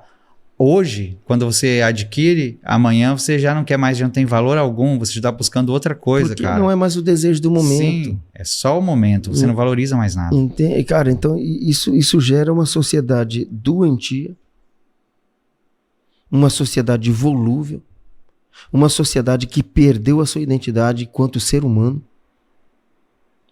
E a partir disso aí, meu irmão, o que é que você vai ter tudo? Você vai ter tudo de nada. Por quê? Porque nós estamos vendo um tempo onde a nossa humanidade ela está sendo desconfigurada todos os dias, todas as horas. E tudo isso acontece. Por quê? Porque volta para o princípio. Não pode haver erro, não pode haver pecado, não pode haver nada que seja mal para a vida do ser humano se não existir uma coisa que se chama ego, dizendo, eu quero assim. Então por isso que a gente volta para o princípio, para a gênese da coisa. Jesus falou, se você quer ser meu discípulo, migão, você tem que morrer para a tua vontade. Negue-se a si mesmo todos os dias. E tome a tua cruz. Só então me siga. Que buscais? Sabe quando a gente ouve falar que a cada manhã as misericórdias de Deus se renovam? Na cabeça de muitos é assim, tipo, então tô de boa. Né? Tô de boa, as misericórdias dele se renovam, então posso fazer o que eu quiser. Exato, porque Deus vai me perdoar. Porque Deus vai me perdoar, mas quando eu entendo isso, é a questão se a cada manhã as misericórdias dele se renovam, cara, eu tenho que me negar ainda mais, cara. São mais chances que ele tá me dando de negar a mim mesmo, ainda não tá bom, cara, ainda não tá bom, por isso que a misericórdia dele se renova, porque ainda não tá bom, cara. Se você olhar para você mesmo, tá se renovando hoje porque ainda não tá bom, cara. Porque você não tá fazendo correto ainda, cara. Quando Deus termina a sua obra, ele cria o homem, o que ele diz? E viu Deus que tudo era muito bom. Entende? Viu Deus que tudo era muito bom. Deus estava contente com aquilo, porque aquilo que ele havia feito estava exatamente de acordo com a sua vontade, debaixo da sua diretriz. As coisas só deixaram de ser boas quando o homem, desvirtuou, no gênero humano, decidiu fazer do seu jeito. O que é isso? Ego. Entende? Chegou a sair em cor aqui. Ego. Sim. Então, o Ramon tem que todos os dias se levar para a cruz. Todos os dias. Todos os dias. Não pode haver cristianismo sem cruz. Quer ver uma coisa muito simples? É a gente se perguntar qual foi a última vez que nós nos lembramos de uma ministração sobre princípios ou colunas de sustentação do cristianismo. E uma delas é a vida de cruz, é a vida na cruz. Ninguém prega sobre isso. Ninguém fala sobre cruz. Até porque, naturalmente, é mais do que inteligente ou mais do que coerente você não falar daquilo que você não sabe. Por que ninguém hoje mais fala sobre a questão da santidade? Por que hoje ninguém mais fala sobre a questão de realmente viver para Deus intrinsecamente em Deus, por Deus? Eu volto a citar aqui um autor que me encanta muito, Charles Finney. Ele tem um pensamento que ele diz o seguinte: olha, qual é a intenção última de tudo aquilo que você faz? Sim. Por que você faz o que você faz de fato? E ele responde isso, ele diz assim: tudo aquilo que eu faço deve ser por dois motivos a princípio. Qual? Primeiro, o bem máximo de Deus e do universo. Em outras palavras, o que ele estava dizendo com aquilo? Tudo aquilo que eu faço, eu preciso perguntar a Deus: isso está te agradando? Isso é da tua vontade? O Senhor quer isso para mim? Isso vai glorificar o teu nome? E depois, por consequência, isso vai fazer o meu próximo feliz? Isso que eu estou fazendo aqui, para que é isso? Eu estou aqui falando, para quê? Para que alguém depois olhe para lá, faça uma curtida, ou me cite, ou me chame para um próximo podcast? Por que eu estou aqui? Qual que é a intenção do que eu estou fazendo aqui? Será que realmente eu estou aqui tentando, de uma forma simples, dizer, cara, volte para o princípio? O que será que eu estou fazendo aqui? Qual a intenção de tudo aquilo que eu estou fazendo aqui agora? É para aparecer? É para alguém ver a minha imagem? É para alguém ver a logo ali da nossa igreja projetada? Para que alguém queira conhecer amanhã? Ou eu realmente estou aqui porque eu quero realmente aquilo que Deus quer através da minha vida? Levar as pessoas para Deus. O mais perto, o mais fundo em Deus, a ponto de que elas não consigam entrar o caminho de volta para fora de Deus. Então é essa a pergunta que eu tenho que me fazer para o meu cristianismo. E a partir de responder isso, eu vou começar a viver isso. E se eu começar a viver isso, cara, não importa o que aconteça. Eu entendo que tudo o que acontece na minha vida está absolutamente debaixo do controle de Deus. Então, se realmente o meu ego morreu, se eu não existo mais como no sentido de eu decido, eu quero fazer do meu jeito, cara, então Deus pode fazer o que quer na minha vida. Sim. E aí tá a questão. Eu estou falando isso aqui, mas pode ser que assim que a gente saia desse estúdio, Deus fala assim: Ramon, legal, cara, gostei do que você falou lá, então que você sair naquele próximo semáforo eu vou arrumar uma pra você pra ver se o que você falou é verdade. Começa a praticar o que você falou. Começa a pôr em prática. Porque assim como a Bíblia diz que nós não devemos ser apenas ouvintes da palavra, mas praticantes, Deus não quer apenas parlatório, Deus não quer apenas uma falação, Deus quer a ação, Deus quer uma vida. E como você diz, Jesus é o caminho, então caminho é para ser progredido. Caminho é algo que te liga de um ponto a outro ponto. Se você para no caminho, ele continua sendo o caminho, mas ele não serviu para você como propósito, porque você parou. Sim. Ele não te ligou ao destino. Então, se eu entro no cristianismo e eu paro de avançar naquilo que o evangelho tem para mim como proposta, e qual que é a proposta real e final do evangelho? Me tornar filho de Deus. É que eu avance todos os dias, que eu cresça todos os dias, que eu evolua todos os dias. E aí, como a Bíblia ensina, sem querer ficar citando versículo e capítulo, aí a Bíblia vai dizer: cara, vocês têm que ser como o dia que nasce. vai crescendo, crescendo, até chegar a dia perfeito. Vocês têm que crescer até você chegar aqui. A estatura de varão perfeito, a estatura de Cristo. Qual que é a única proposta de Deus para mim? Que eu me pareça com Jesus. Que eu me torne filho de Deus de fato, de direito, por convicção, por razão, em todos os sentidos possíveis que me é apresentado como filho de Deus. Então, essa é a proposta de Deus para mim. Ou é isso, ou é nada. Então, eu acredito que cristianismo, pelo que eu entendo da Bíblia, pelo que eu tenho capacidade de entender e do que Deus tem me dado condição de entender até agora, eu entendo que isso é cristianismo. Qualquer outra coisa, Douglas, é ego. Sim, e você que está assistindo, você pastor que vai ver isso aqui, você músico principalmente, qual que tem sido a sua motivação, cara? Porque a gente vem falando muito aqui de ego. Qual tem sido a sua motivação ultimamente? Você consegue parar e pensar nisso? Você consegue entender isso, olhando para dentro de si mesmo, sabe? Nos bastidores lá, quando a cortina fecha, quando você coloca sua cabecinha no travesseiro, só você e Deus, quando sua esposa já está dormindo, seus filhos. Você consegue lembrar qual é o motivo? Não estou dizendo para você lembrar do seu primeiro amor, não estou dizendo para você lembrar de quando você conheceu a Jesus, quando você encontrou com ele no caminho, assim como Paulo encontrou com ele no meio do caminho, mas estou te perguntando sobre o agora, cara. Estou te convidando para falar sobre o agora. O podcast Splendor, quando Deus colocou em nosso coração essa ideia, foi para trazer pessoas, não para gerar polêmica alguma, não para ganhar likes nem nada disso, mas para que o testemunho de outras pessoas, pessoas que a gente considerasse relevantes dentro da obra de Deus nessa terra, fosse para que o testemunho delas pudesse ajudar outras pessoas, né? Então hoje a gente não tem pauta, a gente chega e começa a conversar. Isso foi o que Deus já colocou em meu coração para que a gente pudesse fazer os podcasts assim, cara, e que tudo começasse a ter um direcionamento dentro do próprio podcast, porque a gente entende que quando Jesus Cristo ele subiu aos céus novamente, ele disse que deixaria o Consolador, o Espírito Santo de Deus, que ele se move na terra, ele se move em meus louvores, ele está aqui nesse lugar. E ele vai direcionando a gente, hoje a gente foi direcionado, está sendo direcionado a falar sobre o ego, cara. Eu quero te convidar, pastor, você que está aí, você que vai assistir isso, sabe? Você que é líder de uma igreja, ou você que é líder de uma célula, de um grupo familiar, você que é um músico, você que sobe lá com o intuito de falar pra galera, erga as mãos, fecha os olhos, faça isso, faça aquilo. Como tá você, cara? Você tá fazendo isso por ego? Você tá fazendo isso por like? O que tá te motivando? Será que a motivação sua inicial, ela desvirtuou?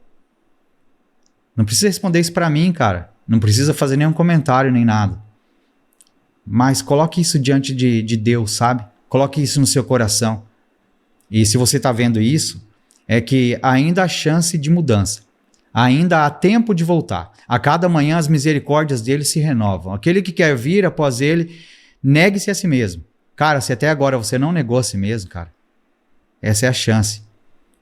Esse é o momento que ele está te chamando para fazer isso, cara. É nesse podcast que ele está te chamando. É isso que ele quer fazer na sua vida, cara.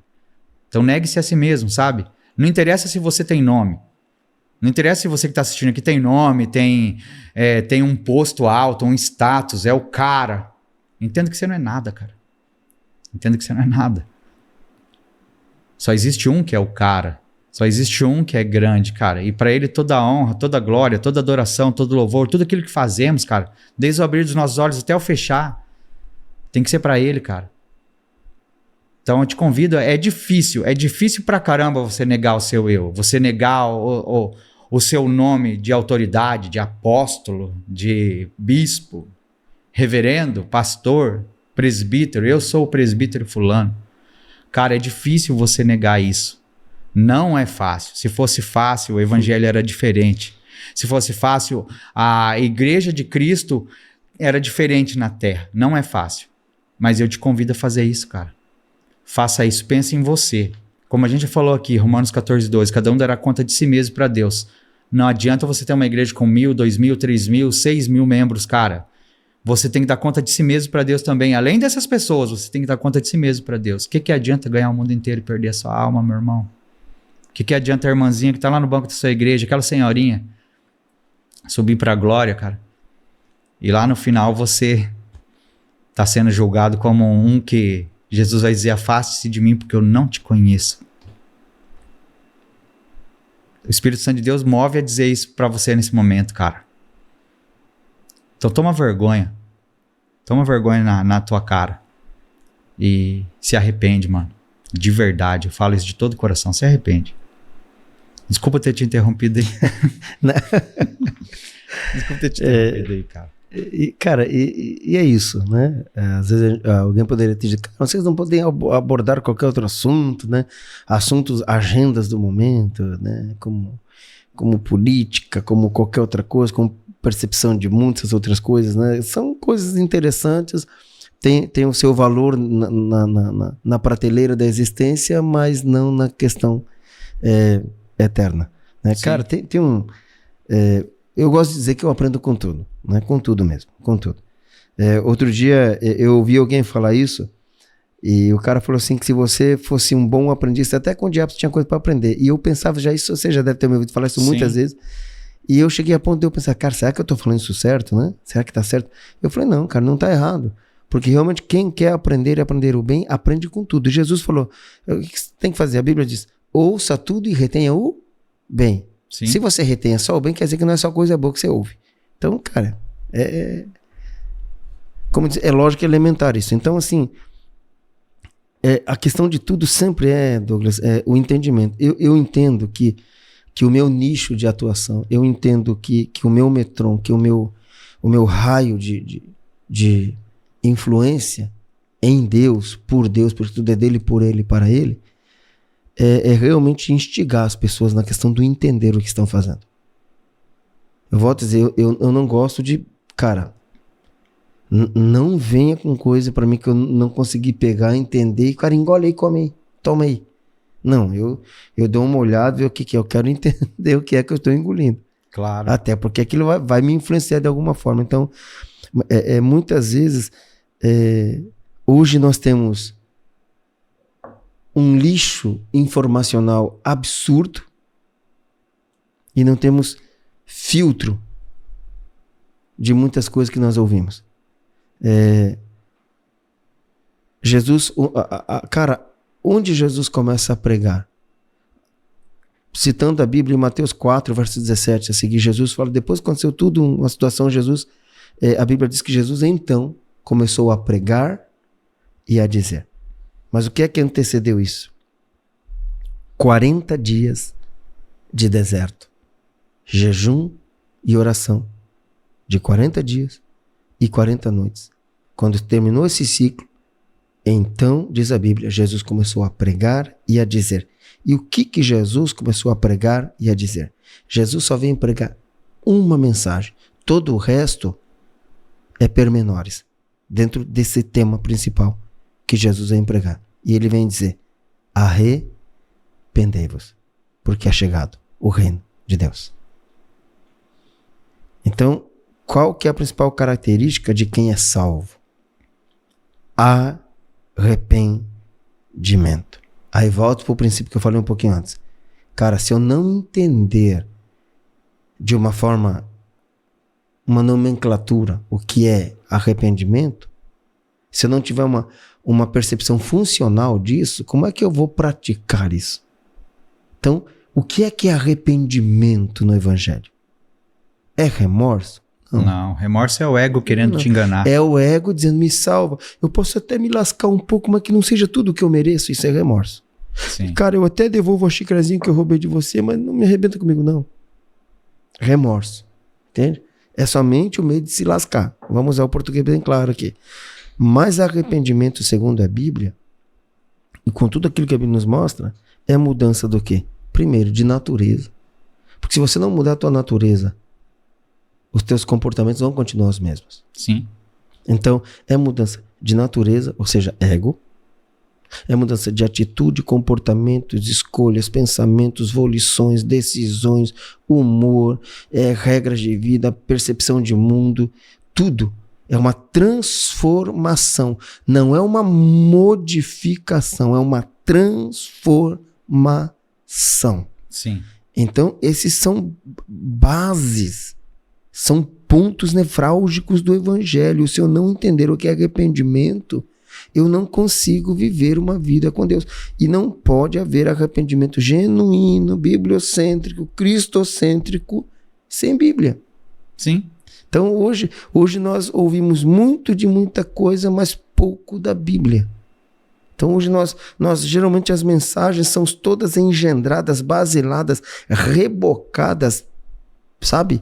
Pintadas, maquiadas de uma mensagem almática. Ou seja, eu vou pregar aquilo que você goste. Sim. Cara, hoje você faz curso, mano, de como fazer isso. Hoje você pode se aperfeiçoar na arte de falar em público, no sentido de persuadir a pessoa. De persuadir. Isso, cara. Ou melhor, de agradar. Cara, eu fico pensando se João Batista viesse pregar em nossos dias. Só pela roupa a gente não deixava ele entrar na igreja, cara. Entende, cara? Um Elias da vida. Sim, cara. Entende? Então, esse é o ponto, cara. Como você disse, quem sabe até poderíamos falar de outros assuntos, né? Tão importantes para os nossos dias e nosso dia a dia e que nos influencia de uma forma ou de outra. Mas, como eu disse, a gente aprende com tudo. Tem um filme que é um clássico, O Gladiador, né? Sim. E lá tem uma frase tremenda, né, cara? Uma frase que diz assim: aquilo que nós fazemos nessa vida ecoa para a eternidade. Isso mesmo. Cara, e aí? O que a gente faz, né? O que eu estou fazendo hoje vai ecoar pela eternidade? Entende? A Bíblia vai dizer o seguinte, que naquele dia, tudo aquilo que eu fizer, tudo aquilo que eu, Ramon, fizer, tudo. E aí eu não estou nem me colocando eu, pastor Ramon, não, porque eu sempre digo uma coisa, Douglas, que o meu título mais importante é Ramon. Porque tá aqui Ramon, pastor ou qualquer outro título só vem depois.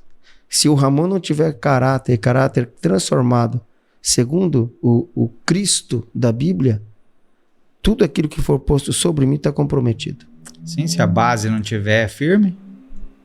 Se a minha essência não for transformada, isso é uma transformação literalmente sobrenatural. Sim. Mano, tudo aquilo que eu produzi vai ser fruto da seiva da qual eu me alimento. Então, se a minha seiva, se a minha estrutura, volta a dizer, se não for Bíblia, eu sempre brinco, você conhece muito, são pessoas que eu amo demais, pastor Beto, pastor Angélica, né? Eu tive o privilégio, sabe, a honra que Deus me deu de poder vê-los iniciar na fé, na igreja que nós cuidávamos. Eu tive o privilégio de poder dividir um tempo de discipulado com eles. Os batizei em nome de Jesus, né, segundo a Bíblia, os levei ao ministério, hoje são pastores, eu tive o prazer, a honra, sabe, por uma orientação de Deus, levá-los ao pastorado. E eu sempre dizia algo para eles no discipulado: de tudo que vocês vão ouvir e aprender aqui, guardem essa mensagem, leiam a Bíblia. E eu brincava com eles dizendo o seguinte: olha, na Bíblia, geralmente, os nomes têm significados. Jesus, Salvador, né? E assim por diante. E eu dizia: vocês sabiam que o meu nome tem significado na Bíblia? Aí, tem. Eu falei: teu nome está na Bíblia. Eu falei: não está na Bíblia, mas tem um significado. Eu brinquei, era uma brincadeira. Aí eles falavam assim: tá, mas qual que é o significado do teu nome? Quando a gente ouviu o nome Ramon, o que significa? Eu falei: toda vez que você ouviu o nome Ramon, significa leia a Bíblia. Qual que é a mensagem do nome Ramon? Leia a Bíblia. Claro que era uma brincadeira, uma forma de instigá-los a ler a Bíblia. Cara, a Bíblia e nada além da Bíblia. E só quando nós nos afunilarmos para a Bíblia, que é a palavra de Deus, nós vamos receber revelações, direções, vontades. O nosso ego será transformado, substituído, expulso pela palavra de Deus. Porque nada pode substituir a palavra. E por quê? E agora eu entro numa esfera aqui e me refiro à palavra de Deus não como escritura, não de forma literária, não de uma forma onde letras são marcadas em uma página, mas eu me refiro à palavra viva, ao verbo. Jesus é o verbo, é a palavra de Deus. Então, alguém que não gosta de Bíblia não gosta de Jesus. Alguém que não gosta de Jesus o suficiente não pode se declarar cristão. E se declarar cristão é um pseudo-cristianismo. É um cristianismo mentiroso. É um cristianismo fraudulento. É um cristianismo falso. Não pode haver vida cristã genuína sem Bíblia.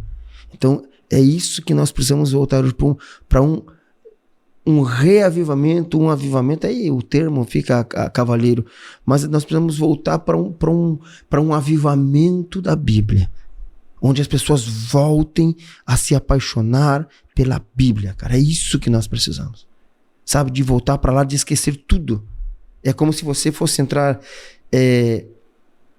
em um ambiente que você tem que entrar totalmente nu, totalmente despido das suas convicções, dos seus achismos, de tudo que você aprendeu até agora.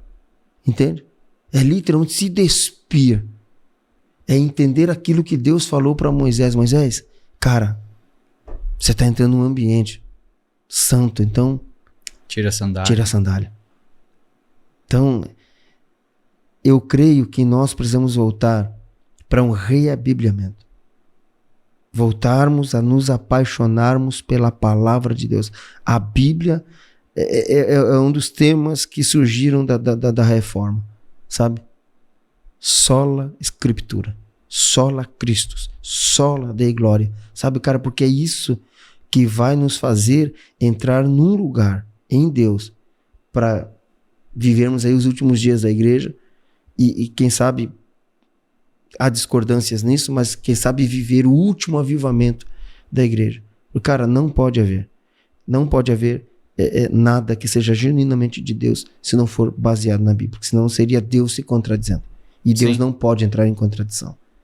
Todos os grandes avivamentos da história, os que realmente surtiram efeito, e hoje, 300, 400 anos depois, nós citamos pessoas como Jonathan Z. Edwards, João Savonarola. A gente cita pessoas como John Wesley, como Charles Spurgeon. Entende? Por quê? Porque foram pessoas, cara, que se afundaram na Bíblia. Sim. Eu vi alguma vez sobre Charles Spurgeon que ele dizia o seguinte, que ele lia a Bíblia com tanta vontade, com tanto afinco, com tanto desejo, mano, que ele diz que enquanto ele literalmente não enxergava pequenas labaredas de fogo saírem dos versículos da Bíblia, ele não ficava contente. Vai ver que hoje, depois de 200, 300, 400 anos depois, esses caras partiram, a gente tá aqui falando deles ainda. A pergunta que fica diante disso é o seguinte: se Jesus não voltar para buscar a igreja, aí eu te dou a liberdade para você pensar escatologicamente do jeito que você quiser. Porque aí tem gente que Pós. papi, pode ficar no pé, papi, papu aí, do jeito que você quiser. Porque para mim a questão não é qual é o conceito, ou percepção, ou posicionamento teológico. Eu só quero subir. É saber isso, se cara, eu vou estar pronto. Junto, se eu estarei pronto. Sim. Se Jesus voltar hoje ou daqui 1000 anos, se eu partir para o encontro de Cristo, se Cristo vier para o meu encontro, a questão sempre que eu digo, cara, esteja pronto. E nada te deixa mais em apronto. E nada, absolutamente nada, do que não seja a palavra de Deus. Se não me engano foi Miller, né? Que leu a Bíblia mais de 150 mais vezes. De 200 vezes. Mais de 200 vezes e perguntaram para ele que no leito de morte, que se ele tivesse chance de fazer mais alguma coisa que ele queria fazer, queria ler ela mais uma vez. Queria ler a Bíblia mais uma vez. Então, é essa paixão, mano, que nós perdemos. Nós somos feitos de informações. E isso está desde do conceito mais estrito da existência humana. A própria vida, e agora falando totalmente biologicamente, nada mais é do que um conglomerado de informações codificadas, decodificadas e colocadas em ação por nossas células que nos formam biologicamente o que nós somos hoje. Então, se no embrião, se no meu conceber ali, eu tiver uma decodificação genética mal feita, eu vou nascer o quê? Com defeito, com algum tipo de problema, anormalidade, de deformação. Não queria usar essa palavra, mas algum tipo de anormalidade, algum tipo de situação física, mental, qualquer coisa que me envolva como ente, como ser, que não é o normal. Sim. Simples. Se nós vivemos hoje uma geração de tetraplégicos evangélicos, uma geração de paraplégicos evangélicos, uma geração de gente que não consegue raciocinar segundo Cristo, uma geração de gente que não consegue se mover, uma geração de gente estéril. Isso vem desde a concepção. É porque alguma coisa aconteceu de errado na Gênese. É porque alguma coisa aconteceu errado entre o juntar do embrião ali, do esperma espiritual com o óvulo espiritual. Alguma coisa deu errado ali. É por isso que nós vemos um cristianismo muitas vezes totalmente antagônico, deformado com relação àquilo que a Bíblia fala de cristianismo. Totalmente deturpado pelo achismo humano, né? Pelo dogma, pelo princípio. Uhum. Se o eu não morrer, se o Ramon não for transformado segundo a luz da Bíblia, se eu não for regenerado, se eu não nascer de novo da água e do Espírito, como disse Jesus. E Jesus ensinou isso com uma força muito grande quando ele falou com um líder religioso. Nicodemos, cara, você precisa nascer de novo. Você precisa ser refeito. Ô, Jesus, mas eu já sou religioso. Cara, eu já prego, eu sou um doutor da lei. Faz tudo que tem que fazer, né? Tava no automático ali. Você é doutor. Fazendo tudo que tinha que fazer. Você, cara, você é um doutor autômato. Ou você é um doutor automático? Então, eu fui gerado por um conceito, por uma percepção, e eu defendo isso até a morte. Mas às vezes eu estou defendendo algo que nunca foi aquilo que Deus me queria para minha vida. Então, o que é que vai mudar essa realidade? Um verdadeiro encontro com Cristo. Não dá, cara, não dá para se encontrar com Jesus e continuar Nicodemos do jeito que era. Não dá para se encontrar com Jesus e continuar com as convicções que Saulo tinha antes de encontrar Jesus. Então veja uma lição muito poderosa nessas duas vidas. O cara sabia tudo de letra, mas nada do Espírito. O outro cumpria tudo da lei, mas nada do Espírito da lei. Então, é isso que nós precisamos. Volto a dizer. Eu acho que a conversa hoje se resume nisso. Voltarmos para o princípio, para a Gênese. Se tiver alguma coisa errada em mim, vamos nos refazer. Se tiver alguma coisa errada com você, se refaça. Só que o único que pode nos regenerar, nos refazer, e isso é sobrenatural.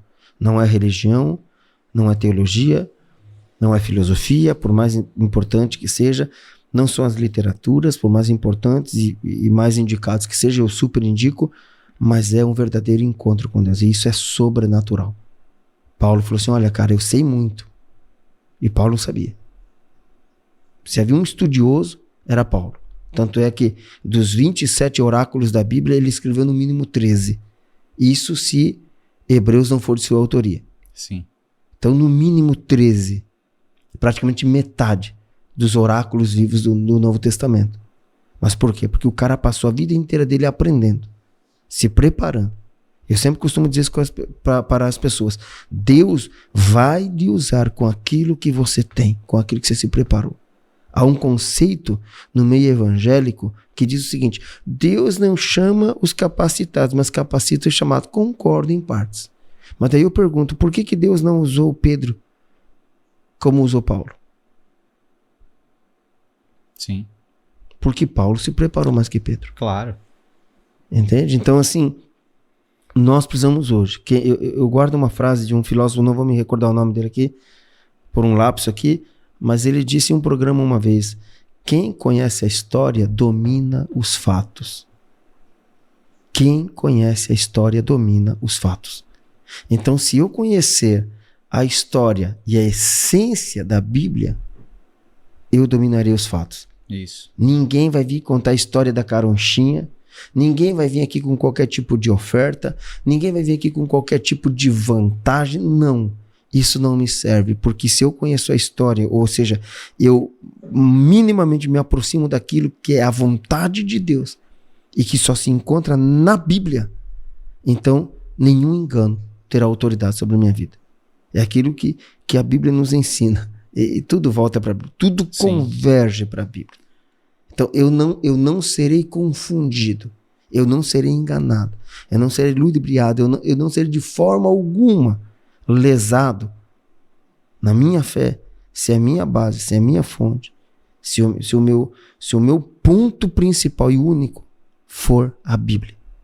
Então, esse para mim, como cristão, não nem como um líder religioso ou um pastor, hoje a minha maior preocupação com as pessoas sempre foi: volte para a Bíblia. Isso mesmo. Volte para a Bíblia. Essa é a essência de tudo. Voltar para a Bíblia é voltar para a nossa gênese, é voltar para a nossa essência. Sem Bíblia, se Jesus é a própria palavra viva, aí eu cito a própria palavra, se não me engano, João 15, verso 5, a última parte do versículo, Jesus disse: sem mim, nada podeis fazer. Cristianismo descende, é oriundo de Cristo. Sem Cristo, não tem cristianismo. Essa é a essência. E ser beriano. Se eu perdi tudo. Ou melhor, nunca encontrei nada. Isso mesmo. Então é isso, galera. Top demais. Quero te agradecer já. Prazer é meu. Por mim, a gente ficava aqui mais tempo ainda conversando, cara. A gente fazia um podcast aí de 5, 6 horas aí, batendo papo. Batendo papo não, né? Foi quase um monólogo, mas é bom a gente ouvir você falar, cara. É bom a gente ouvir tudo que você tem para passar, todos os ensinamentos. Eu sou muito grato por tudo que você já fez pela minha vida, pela vida da minha família, cara. Para mim é uma honra estar aqui. Agradecendo mais uma vez o Magno, cara, que tá aí com a gente.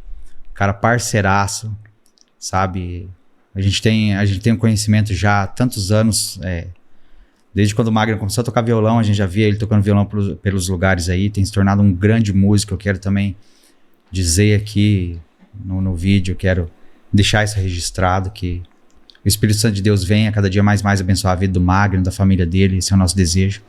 O trabalho dele musical, a banda dele.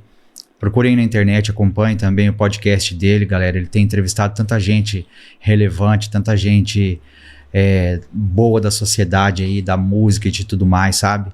Acompanhem lá, o Guarda Volume Podcast, tá? Eu quero agradecer a ele. E dizer aí, galera, que tudo que a gente faz aqui, que a gente tá procurando fazer aqui no podcast é para honrar ao Senhor, para honrar a Deus, e estamos tentando sempre buscar pessoas como o Pastor Ramon, relevantes para o reino, para que o exemplo e o testemunho deles possa mudar algo na sua vida.